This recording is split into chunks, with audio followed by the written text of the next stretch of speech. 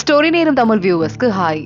சீஜனோட second எபிசோட்ல என்ன ஆக போகுது அப்படின்னு தான் இன்னைக்கு இந்த வீடியோல பார்க்க போறோம்.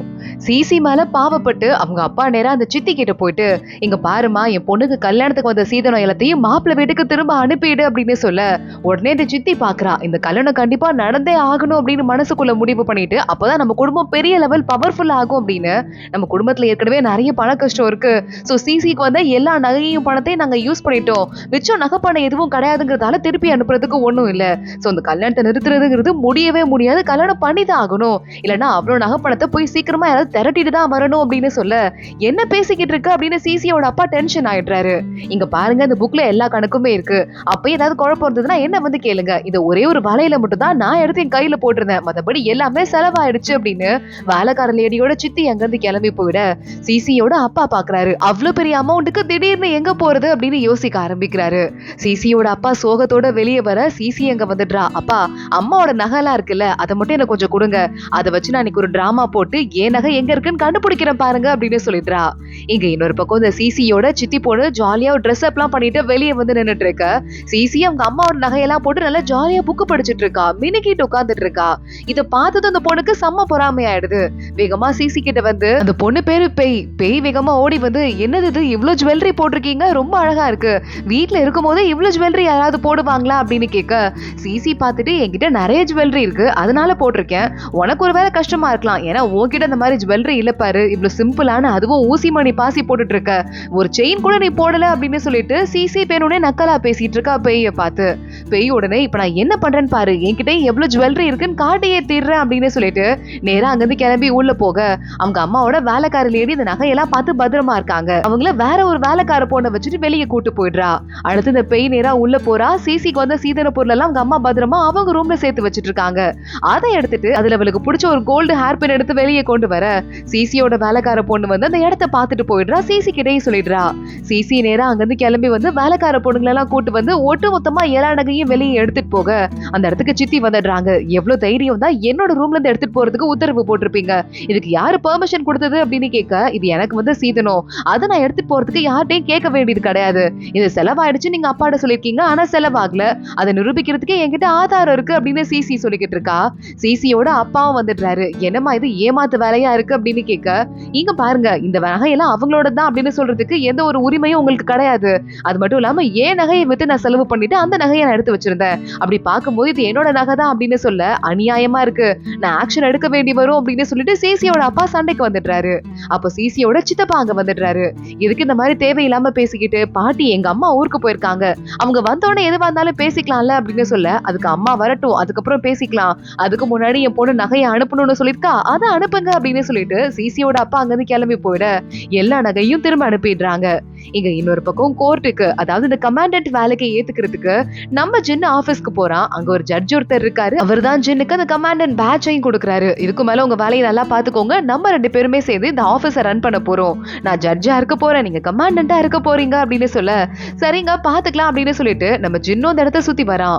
ஏதாவது வேலைக்கு வந்து முன்ன தெரிஞ்சுக்கிறதுக்கு இருக்கா அப்படின்னு கேட்க, ஒரு பெரிய புக் ஒன்னு ஜட்ஜ் கொடுத்துடுறாரு. இதை பார்த்துட்டு ஷாக் ஆயிடுறான் ஜின்னே. தெரியாம கேட்டுட்டேன், அதுக்காக முதல் நாளே இவ்வளவு பெரிய புக் கொடுத்துருக்கீங்க, நான் படிச்சுட்டு வரேன்னு சொல்ல, இதை போய் படிச்சுட்டு வாங்க, நாளைக்கு எல்லா வேலையும் பாத்துக்கலாம், எனக்கு கொஞ்சம் கேஸ் இருக்கு அப்படின்னு சொல்லிட்டு ஜட்ஜ் அங்க இருந்து கிளம்பி போயிடுறாரு. இப்போ ஜின்னுக்கு இந்த ஊர்ல தங்குறதுக்கு வீடு வேற ஒண்ணு வேணும், அதை தேடுறதுக்கு கிளம்புறான்.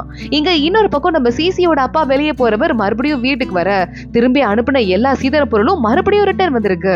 அங்க அந்த சித்தி வந்துட்டு அவங்க அந்த கல்யாண சம்பந்தத்தை கேன்சல் பண்ணிக்கிறதா இல்லையா, ரெண்டு பக்கமா சேர்ந்து ஒரு நல்ல காரணம் இல்லாம கேன்சல் பண்ண மாட்டாங்க, அவங்க முடியாதுன்ட்டாங்க, கண்டிப்பா இந்த மாதிரி கல்யாணம் நடந்துதான் ஆகணுமா, அந்த சொங்க உங்க பொண்ணு நல்லா பாத்துக்கிறாரான்னு சொல்ல சிசியோட அப்பா கடுப்பாயிட்டு இருக்காரு, என்ன பண்றதுன்னு தெரியலையே அப்படின்னு. இங்க இன்னொரு பக்கம் ஜின்னு சிசியோட பக்கத்து வீட தான் பாக்குறதுக்காக கிளம்பி வந்துட்டு இருக்கான். இந்த வீட வாங்கலாம் அப்படின்னு கையில ஒரு நாயும் வச்சிட்டு இருக்கான். இந்த பக்கம் உங்க பெட்டை நீங்க கூட படுக்க வச்சுக்கலாம், பெட்டுக்கு வசதியான இடம் அப்படின்னு இந்த புரோக்கர் சொல்லிக்கிட்டு இருக்க, இங்க பார்த்தா பெட்டுங்கிறீங்க, இது வந்து பெட்டு நாய் கிடையாது, ஆர்மி டாகுங்க, இதுல ஆர்மியில இருக்க ஒருத்தருக்கு எவ்வளவு மரியாதை இருக்கணுமோ அந்த மரியாதை இந்த டாகுக்கு இருக்கணும், ஏன்னா அந்த அளவுக்கு ஆர்மியில இது ஹெல்ப் பண்ணும் அப்படின்னு சொல்லிட்டு நம்ம ஜின் அந்த பக்கம் சுத்தி பார்த்துட்டு இருக்கான். நம்ம ஷீஷியோட வீட்டுக்கும் ஜின்னோட வீட்டுக்கும் நடுவுல ஒரு கேட் தான் இருக்கு, அது தெரிஞ்சுட்டு தான் நம்ம ஜின்னு இங்க வந்திருக்கான். அவன் படுக்க வீட்டுக்கு சுத்தி பாத்துட்டு இருக்கும் போது சிசியும் உங்க அண்ணனும் அங்க போயிடுறாங்க. இந்த வீடு எதுக்குங்க வாங்க வந்திருக்கீங்க? நாங்க ஆல்ரெடி இந்த வீடை வாங்க பிளான் போட்டோம் அப்படின்னு சிசி வேகமா ஜின்னை எப்படியாவது துரத்தி விடணும் அப்படின்னு பாத்துட்டு இருக்கா. ஏன்னா நம்மள காப்பாத்துறாம இங்க இருக்க கூடாது அப்படின்னு யோசிக்கிறா. அதே மாதிரி நாய்க்குட்டி வேற இப்ப சுத்தி சுத்தி ஓடிக்கிட்டு இருக்க. சிசிக்கு போன ஜென்மம் ஞாபகம் வந்துருது. சிசியும் ஜென்னும் ஒன்னா இருக்கும் போது இந்த நாய்க்குட்டி அவங்க கூட இருந்திருக்கு. அதெல்லாம் பத்தி பழைய பிளாஷ்பேக் எல்லாம் யோசிச்சு பார்க்க ஆரம்பிக்கிறா. ஜின்னவ சிரிச்சுட்டே பாத்துட்டு இருக்கும் போது ஜின்னும் நல்லா பிராக்டிஸ் எல்லாம் பண்ணிட்டு அவளை பார்த்து சிரிக்கிற மாதிரி இத பத்தி யோசிச்சுட்டு பழைய ஞாபகம் எல்லாம் வந்துருச்சு அப்படின்னு அவ இருக்கும்போது தான் அவங்க அண்ணன் பாக்குறா.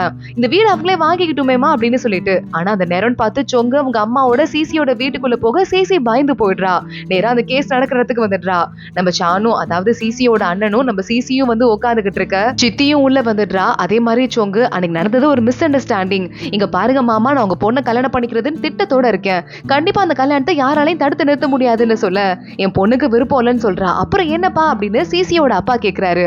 அன்னைக்கு ஏதோ ஒரு ஆக்சிடென்ட் நடந்துருச்சு, அதனால அவ தண்ணிக்குள்ள விழுந்துட்டா, அதுக்காக கல்யாணத்தை நிறுத்தினா எப்படிங்க அப்படின்னு சொல்ல, இல்ல அன்னைக்கு வேற ஒரு பொண்ணோட அவர் பேசிட்டு இருந்தாரு, எனக்கு நிச்சயம் ஆயிருக்கும் போது இன்னொரு பொண்ணோட பேசுறவரு என்ன எப்படி நல்லா பாத்துக்குவாரு அப்படின்னு சிசி கடுப்பாயிட்டு கேட்டுட்டு இருக்கா.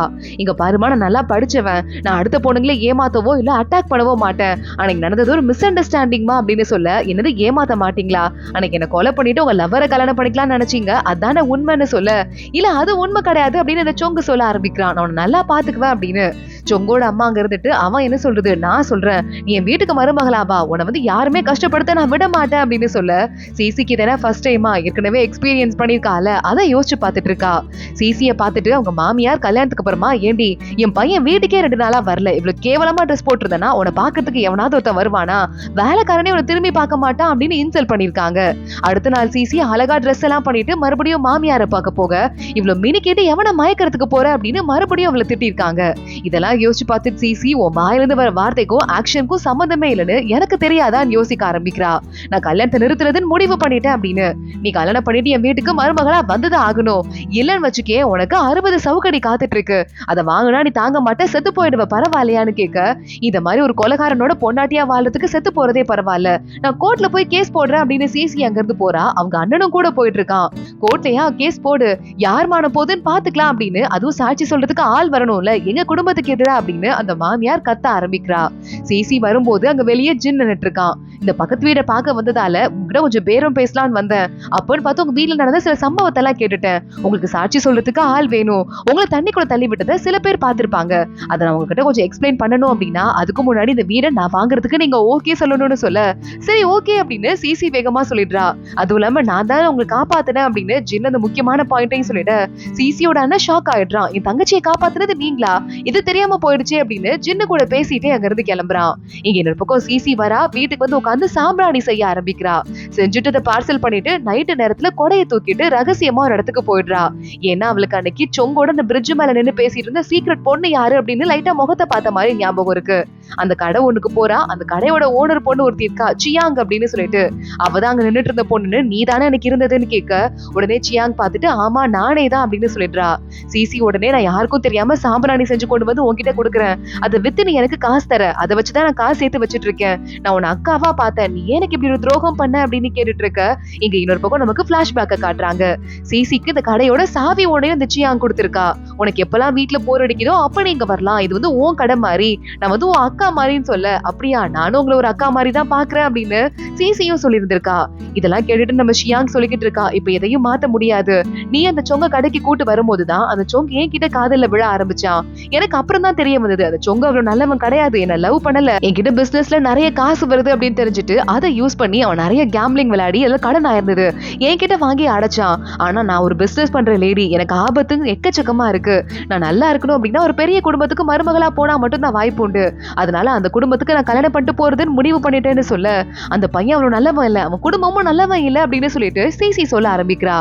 எல்லாமே எனக்கு தெரியும், ஆனா எனக்கு வேற வழி கிடையாது, அந்த குடும்பம் மட்டும் தான் எனக்கு காப்பாற்ற முடியும், எங்க குடும்பம் ஆபத்து தான், ஏன்னா அதை விட அதிகமான ஆபத்தை நான் பாக்குறதால என்னால சமாளிக்க முடியும்னு தோணுது, அவ்வளவு பெரிய குடும்பத்துல கல்யாணம் பண்ணாதான் என் புள்ளையும் அடுத்து நல்ல நிலைமை அடையும்னு சொல்ல, நீ பிரெக்னெண்டா இருக்கியா அப்படின்னு சிசி கேட்டு ஓடி வரா. ஆமா நான் பிரெக்னெண்டா இருக்கேன், ஒருவேளை பொண்ணா பிறந்துருச்சு அப்படின்னா என்ன பண்றதுன்னு எனக்கு தெரியல, எனக்கு 2 பிள்ளைங்க பிறந்தது அப்படின்னு சொல்லிட்டு சமாளிச்சு ஆம்பளை பிள்ளை ஒண்ணு கொண்டு வரணும்னு சொல்ல, அப்ப நீ ஒரு முடிவோட தான் இருக்க, என்ன பிளான் வச்சிட்டு இருக்க அப்படின்னு சிசி கேக்குறா. அது என் குழந்தை பிறந்து அது ஒருவேளை ஆம்பளை பிள்ளையா இல்லனா அப்ப முடிவு பண்ணிக்கிறேன், ஆம்பளை பிள்ளையா இருந்தா அந்த வீட்டுக்கு நான் கல்யாணம் பட்டு போயே தீர போறேன், என்ன மன்னிச்சிட்டு நான் உனக்கு துரோகம் பண்ணிட்டேன் அப்படின்னு சியாங் சொல்ல சிசி யோசிக்க ஆரம்பிக்கிறா. இங்க இன்னொரு பக்கம் நம்ம சிசியோட பாட்டி கோயிலுக்கு போயிருந்தவங்க வந்துடுறாங்க. திரும்ப அவங்க வந்ததுமே இந்த சித்தி போயிட்டு என்ன அறைய கூட செஞ்சுட்டான்னு சொல்ல, என்னம்மா இது, என்ன நான் வரதுக்குள்ள வீடை இப்படி மாத்தி வச்சிருக்கீங்க அப்படின்னு கேட்க, தண்ணிக்குள்ள இருந்து எந்திரிச்சு வந்ததுக்கு அப்புறமா சிசியோட நடவடிக்கையே வேற மாதிரி ஆயிடுச்சு. எனக்கு என்ன பண்றதுனே தெரியலன்னு அந்த சித்தி புலம்புறா. அவ பொண்ணுக்கு ஒரு சிக்னலை கொடுக்க அந்த பேய் இருக்காளே போயிட்டு இந்த பாருங்க பாட்டி காஃபி குடிங்க, நான் உங்களுக்கு நல்ல பேத்தியா இருக்கேன் அப்படின்னு சொல்லிட்டு ஓவரா ஆக்டிங்க போட்டுட்டு இருக்கா. பாட்டி சிசியை கூப்பிட்டு விடுங்க அப்படின்னு அனுப்ப, ஆனா சிசி வர மாதிரி இல்ல, உடம்பு சரியில்லைன்னு ரூம்லயே படுத்துட்டு இருக்கா. என்ன குடும்பம் நடத்துறியோ எனக்கு தெரியல அப்படின்னு சித்திய பார்த்து திட்டிட்டு நானே கிளம்பி போறேன் அப்படின்னு பாட்டி கிளம்பி வர, இந்த சித்தியோட பொண்ணு இருக்கால, நானே ரூம்குள்ள போய் இவளை கூட்டு வரேன் அப்படின்னு சிசியோட ரூம்க்கு ஓடிக்கிட்டு இருக்கா. அப்பன்னு பார்த்து சிசி வேகமா ஒரு பாத்திரம் நிறைய தண்ணியை கொண்டு வந்து அந்த பொண்ணு மேல ஊத்தி விட்டுறா. ஐயோ நீ வரன்னு தெரியாம ஊத்திட்டேன், கால் நினைக்கிறதுக்காக இஞ்சி தண்ணி வச்சிருந்தேன், கால் மசாஜ் இப்பதான் முடிச்சேன்னு சொல்ல, அம்மா பாருங்கம்மா அந்த பொண்ணு கத்திட்டு அங்க இருந்து ஓடி போறா. பாட்டி மண்டி போடு அப்படின்னு சொல்ல சிசி உடனே மண்டி போட்டுடுறா. என்ன காரியம் பண்ணி வச்சிட்டு இருக்க, இந்த குடும்பத்துக்கு நீ மருமகளா வரப்போறன்னு எல்லாரும் உன்னை பார்த்து எவ்வளவு திரும்ப பொறாமப்பட்டு இருக்காங்க. அது மட்டும் இல்லாம உனக்கு கல்யாணம் இருக்க மத்த கசன்லாம் இருக்காங்களே, அவங்க குடும்பத்தோட பவர் எவ்வளவு திரும்ப ஏற போகுது இந்த கல்யாணத்தால அப்படின்னு சொல்ல, இதெல்லாம் எனக்கு கல்யாணத்துக்கு ஒரு சாக்கா அப்படின்னு சிசி கேக்குறா. பாட்டி பார்த்துட்டு வர வர உனக்கு ஓவர் வாய் ஆயிடுச்சு, இதுக்கு மேல உனக்கு தடுக்க முடியாது, ஆனா நான் முடிவு பண்ணிட்டேன், அந்த கல்யாணத்தை நீ பண்ணிதான் ஆகணும், 2 மணி நேரம் இங்கேயே முட்டி போட்டு அப்புறம் வந்து என்கிட்ட மன்னிப்பு கேளுன்னு சொல்லிட்டு பாட்டி அங்க இருந்து கிளம்பிடுறாங்க. சிசி வாயை மூடிட்டு இருக்க சித்தி ஹாப்பி ஆயிடுறாங்க. நல்ல வேலை ஒண்ணும் நடக்கல, கல்யாணத்துக்கு ஓகே சொல்லிட்டா இவ, பாட்டி எதிர்த்து பேச முடியாது அப்படின்னு. சிசி யோசிச்சு பாக்குறா பிளாஷ்பேக். போன ஜென்மத்திலே கூட இவ கல்யாணம் பண்ணிக்க முடியாதுன்னு தான் சொல்லிருக்கா. ஆனா அப்ப பாட்டி இவளை போட்டு பயங்கரமா அடிக்கிறதுக்கு உத்தரவு போட்டிருக்காங்க. அந்த அடியெல்லாம் கூட சிசியோட அண்ணன் தான் வாங்கியிருக்கான். மறுபடியும் இது நடக்க கூடாது அப்படின்னு சொல்லிட்டு தான் சிசி இந்த நிலைமைக்கு முடிவுக்கே வந்திருக்கா. வேலைக்கார பொண்ணு என்ன பண்ண போறீங்க அப்படின்னு கேட்க, நம்ம கோர்ட்ல கேஸ் போட போறது உறுதி, ஆனா பாட்டிக்கே தெரியக்கூடாது, ரகசியமா பண்ணணும், கல்யாணத்தை நடத்துற மாதிரி பாட்டி நினைச்சுக்கிட்டோம் அப்படின்னு சொல்லிட்டு நேரா கோர்ட்டுக்கு போயிடுறா கம்ப்ளைண்ட் கொடுக்கறதுக்கு. கம்ப்ளைண்ட்டும் கொடுத்து முடிச்சிடுறா. இங்க இன்னொரு பக்கம் சிசி யோசிச்சு பாக்குறா, ஜின்னோட முன்னாடியே ஏற்கனவே இந்த இடத்துக்கு வந்திருக்கா, யார் நமக்கு சாட்சி சொல்லுவாங்க அப்படின்னு சொல்லிட்டு இந்த இடத்துல நின்று நம்ம கீழே விழுந்தோம், யாரெல்லாம் சாட்சி சொல்லுவாங்கன்னு யோசிச்சுட்டு இருக்க. அடுத்த நாள் கரெக்டா கேஸும் ஸ்டார்ட் ஆயிடுது. நம்ம ஜின்னோட அந்த சீனியர் ஒருத்தர் ஜட்ஜ் இருந்தார்ல, அவர் தான் அந்த கேஸ்க்கு ஜட்ஜா இருக்காரு. விசாரிக்க ஆரம்பிக்கிறாரு. ஊர் மக்கள்லாம் வேடிக்கை பாக்குறாங்க. சிசி உடனே இவரை தள்ளி விட்டாருன்னு சொல்றதுக்கு ஆதாரம் இருக்கு அப்படின்னு சொல்லிட்டு கரெக்டா ஒரு ஆளா கூட்டிட்டு வர ஆரம்பிக்க, இங்க இன்னொரு பக்கம் நம்ம இந்த சொங்கோட அம்மாவும் அப்பாவும் பேசிட்டு இருக்காங்க. யார வேணா விலைக்கு வாங்கிடலாம், ஆனா அந்த ஜட்ஜ் இருக்கானே அவனை விலைக்கே வாங்க முடியாது. ராஜாவே இந்த ஜட்ஜை பார்த்தா இவன் எவ்வளவு ஸ்ட்ரிக்டான ஆளு அப்படின்னு கொஞ்சம் பார்த்துதான் பேசுவாரு, அதனால நம்ம மத்தவங்கள தான் வேலைக்கு வாங்கணும் அப்படின்னு சொல்லிக்கிட்டு இருக்கான். கரெக்டா அதே மாதிரி இந்த சொங்கு கூட்டு வர ஒரு ஆளுமே சாட்சி சொல்றதுக்காக, நான் பார்த்தேங்க இந்த பொண்ணு தண்ணிக்குள்ள விழுந்தாங்க, ஆனா யார் தள்ளி விட்டான்னு தெரியாது அப்படின்னு சொல்லிடுறாங்க. தானாவே ஸ்லிப் ஆகி விழுந்த மாதிரி தான் இருக்கு அப்படின்னு. சிசி கிட்ட அதுக்கும் முன்னாடி நாள், இல்லங்க நான் பார்த்தேன், அந்த ஆள் தான் தள்ளி விட்டாங்க உங்களை, நான் சாட்சி சொல்றேன்னு சொன்னவங்க கூட காசு வாங்கிட்டு போய் மாத்தி சொல்லிக்கிட்டு இருக்காங்க. இது எல்லாத்தையுமே உள்ள இருந்து நம்ம ஜென்னு வேற காதுல வாங்கிட்டு தான் இருக்கான், என்ன நடக்க போகுது அப்படின்னு தெரியலையேன்னு. அடுத்து ஒவ்வொரு சாட்சியா வர எல்லாமே சொங்குக்கு சாதகமா தான் இருக்கு. சிசி ஷாக் ஆயிட்டு இருக்கா. வா போய் கல்யாணம் பண்ணிக்கலாம், இதுக்கு மேலே டிலே பண்ண வேண்டாம் அப்படின்னு சொங்க அவளை கூப்பிட ஆரம்பிக்க, இன்னொரு சாட்சி இருக்கு. இந்த சொங்கோட அன்னைக்கு ஒரே பிரிட்ஜ்ல நின்றுட்டு இருந்தாங்களே ஷியாங், அவங்கள நான் சாட்சி சொல்ல கூப்பிடுறேன் அப்படின்னு சொல்ல உண்மையாவே இந்த பொண்ணு வந்துடுறா. இங்க நான் இருக்கேன், பயப்படாத, நீ உண்மையை சொல்லு அப்படின்னு சொங்கு வேணும்னே அவளை பார்க்க, ஷியாங் யோசிச்சுட்டு இருக்கா என்ன சொல்லலாம் அப்படின்னு. சிசி பயத்தோட அவளை பாக்குறதோட தான் இந்த எபிசோட் முடியுது. ஷியாங் யாருக்கு ஆதரவா சாட்சி சொல்ல போறா, என்ன நடக்க போகுது அடுத்த எபிசோட்ல பார்க்கலாம். இந்த வீடியோவை லைக் பண்ணிக்கோங்க, மறக்காம நம்ம சேனலுக்கு சப்ஸ்கிரைப் பண்ணிட்டு பெல் ஐகானையும் கிளிக் பண்ணிக்கோங்க. அடுத்த வீடியோல பார்க்கலாம். அது வரைய பாய்.